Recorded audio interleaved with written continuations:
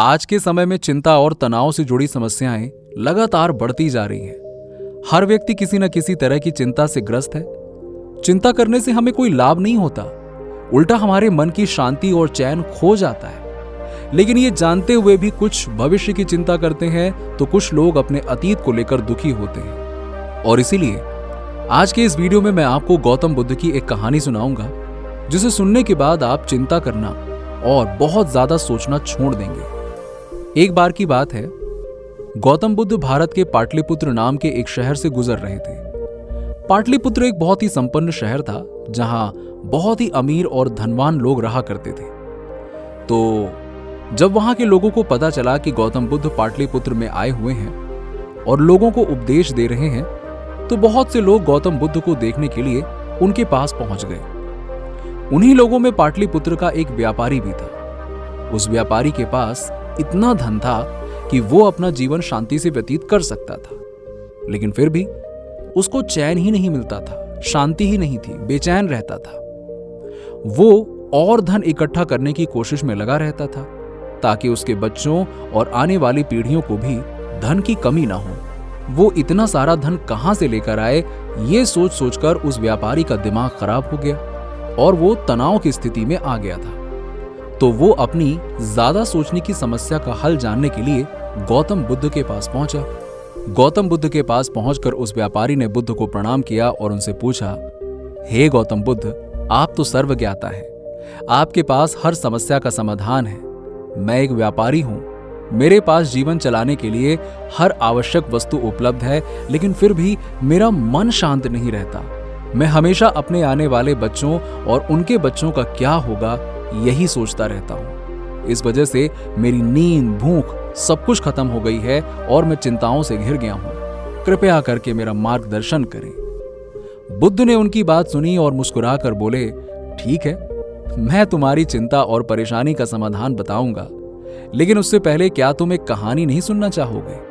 उस व्यापारी ने कहा कि कैसी कहानी बुद्ध, बताइए। बुद्ध ने जवाब दिया कि यह कहानी एक बौद्ध भिक्षु की है। कुछ समय पहले की बात है कि हिमालय के पास एक गांव था। उस गांव से थोड़ी ही दूरी पर एक बौद्ध भिक्षु ने अपनी झोपड़ी बनाई थी। वो बौद्ध भिक्षु वहीं रहता था और झोपड़ी में बैठकर ईश्वर का ध्यान किया करता था। वो काफी समय से वहां रह रहा था और गांव वाले उसे जानने लगे थे।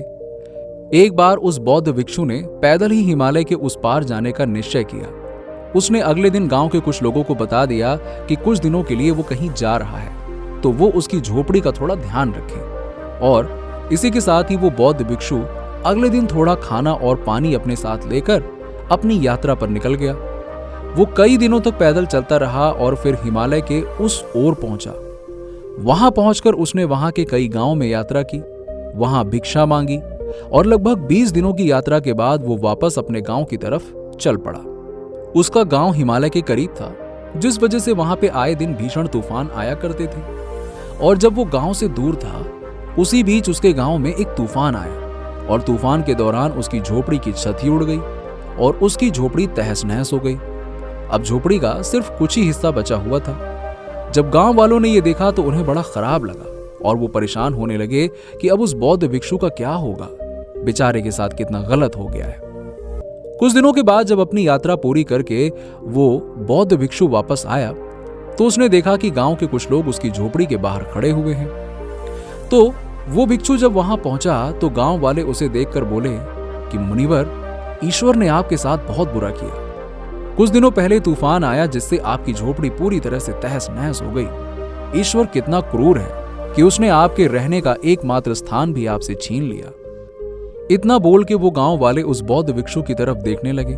उन्हें लगा कि वो बौद्ध भिक्षु भी दुखी और परेशान होगा कि भाई झोपड़ी नहीं है तो क्या करेंगे अब। लेकिन जब उस बौद्ध भिक्षु ने अपनी टूटी फूटी झोपड़ी देखी तो वो दोनों हाथ जोड़कर ईश्वर का धन्यवाद करने लगा। ये देखकर वहां के लोग चौंक गए, क्योंकि उन्होंने कभी ऐसा नहीं देखा था कि किसी का इतना बड़ा नुकसान हो जाए, लेकिन फिर भी वो इतना शांत और स्थिर रहे। इसके बाद वो बौद्ध भिक्षु ईश्वर से हाथ जोड़कर बोला कि हे ईश्वर, तू कितना दयालु है, तू सबकी कितनी परवाह करता है। तूने इतने भीषण तूफान में भी मेरी झोपड़ी के इस छोटे से हिस्से को बचा लिया और सिर्फ झोपड़ी की छत का ही नुकसान हुआ। उस बौद्ध भिक्षु को ऐसा कहते देख वो गांव वाले बोले, मुनिवर, आप ये क्या कह रहे हैं? आपकी झोपड़ी का इतना नुकसान हो गया और आप ईश्वर को धन्यवाद कर रहे हैं। हमें तो ऐसा लगा कि आप ये देखकर परेशान हो जाएंगे, दुखी हो जाएंगे। तब उस बौद्ध भिक्षु ने उत्तर दिया, वो सुनो। उसने कहा, इसमें परेशान होने की क्या बात है? ये तो खुशी की ही बात है। मेरी झोपड़ी की छत नहीं रही। अब जब मैं रात को सोऊंगा तो खुले आसमान को देखकर सोऊंगा। चांद और तारों को देखने से मुझे गहरी नींद आएगी, मेरे विचार शांत हो जाएंगे और मैं नींद में भी ध्यान मग्न रहूंगा, जिससे मैं अपनी आध्यात्मिक मार्ग में प्रगति कर पाऊंगा। साथ ही कई दिनों से मैं कुछ शारीरिक श्रम करने का सोच रहा था, लेकिन कोई अवसर ना मिला। अब इस झोपड़ी को दोबारा बनाने के कार्य में मेरा अच्छा खासा शारीरिक श्रम भी हो जाएगा, जिस वजह से मेरा स्वास्थ्य भी अच्छा रहेगा। इंसान को अगर खुश रहना है और जीवन में आगे बढ़ना है तो उसको हर चीज के लिए ईश्वर का धन्यवाद करना चाहिए और जीवन में जो कुछ भी हो उसको एक सकारात्मक दृष्टिकोण से देखना चाहिए और ये सोचना चाहिए कि ये जो हो रहा है इससे मैं क्या सीख सकता हूं और इसमें मैं क्या बेहतर कर सकता हूं। और इसी के साथ कहानी को खत्म करके गौतम बुद्ध अब उस व्यापारी के प्रश्न का उत्तर देते हैं। वो कहते हैं, देखो, हर चिंता और परेशानी को दूर करने का यही उपाय है कि वो जो भी हो रहा है उसको एक सकारात्मक दृष्टिकोण से देखो और जिंदगी में जो भी मिले उसके लिए ईश्वर का धन्यवाद करो। वो व्यापारी कहता है, बुद्ध, कृपा करके थोड़ा विस्तार में बताइए। ठीक है, मैं तुम्हें चिंता के 2 समाधान विस्तार से बताता हूं। सुनो। पहला, जो होता है अच्छे के लिए होता है। देखो, ये जीवन ना उतार चढ़ाव से भरा हुआ है। कोई व्यक्ति चाहे कितना ही प्रयास कर ले, उसके जीवन में समस्याएं तो आएंगी ही आएंगी, ये निश्चित है। अब अगर वो व्यक्ति छोटी छोटी समस्याओं से परेशान होगा तो फिर उसको चिंताएं घेर लेंगी। इसीलिए हमें हर चीज के सकारात्मक पहलू पर जोर देना चाहिए। नंबर 2, जो भी तुम्हारे पास है उसके लिए ईश्वर का धन्यवाद करना। कुछ लोगों को जिंदगी में चाहे कितना भी मिल जाए वो कभी खुश नहीं होते। तुम्हें ऐसा नहीं बनना है। ईश्वर ने तुम्हें जितना कुछ भी दिया हुआ है इसके लिए उसका हाथ जोड़कर धन्यवाद करो। इस दुनिया में बहुत से लोग ऐसे हैं जिनके पास खाने को खाना और पहनने को कपड़ा तक नहीं है। इसीलिए अगर हमारे पास ज्यादा है तो उसके लिए उसका दान कर देना चाहिए। बुद्ध व्यापारी की तरफ आशय करते हुए कहते हैं, तुम्हारे पास इतना धन है कि तुम्हारा और तुम्हारे परिवार का जीवन अच्छे से चल सकता है, फिर भी तुम संतुष्ट नहीं हो। तुम अपने आने वाले पीढ़ियों की चिंता करते हो, जो कि व्यर्थ है, क्योंकि जब वो इस धरती पर आएंगे तो वो खुद कर्म करके अपना जीवन चलाएंगे।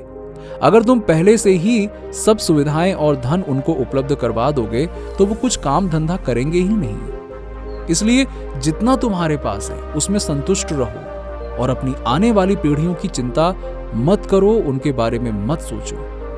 नंबर 3, जो हमारे वश में नहीं है उस चीज की चिंता करना व्यर्थ है। इंसान की परेशानी इसलिए खत्म नहीं होती क्योंकि वो उन चीजों की चिंता करता है जिस पर उसका कोई वश ही नहीं है, जैसे मृत्यु। व्यक्ति का जीवन कब समाप्त हो जाए कुछ कहा नहीं जा सकता। ऐसे में मौत के विषय के बारे में चिंता करना पूरी तरह से व्यर्थ है। जब एक दिन मरना ही है तो प्रयास करो कि एक शानदार जिंदगी जियो जो लोगों को सही संदेश दे। चिंता करना व्यर्थ है, जितना जल्दी उसको त्याग दोगे उतना जल्दी जीवन सुधर जाएगा। दोस्तों, अगर हम अपने जीवन में देखें तो हम भी बहुत सी व्यर्थ चीजों के बारे में चिंता करते हैं। हमें इस आदत को जितनी जल्दी हो सके छोड़ देना चाहिए और इसके लिए गौतम बुद्ध ने 2 उपाय बताए हैं। जो हो रहा है उसको सकारात्मक दृष्टिकोण से देखो। आप क्या बेहतर कर सकते हैं ये सोचो और जीवन में आपको जो कुछ भी मिला है, आप आज जिस लेवल तक भी पहुंचे हो उसके लिए ईश्वर का धन्यवाद करो। आज के लिए बस इतना ही। वीडियो पसंद आई हो तो लाइक शेयर करें और ऐसे ही कहानियों के लिए हमारे चैनल को सब्सक्राइब करें। मिलता हूं आपसे अगले वीडियो में। Thanks for watching.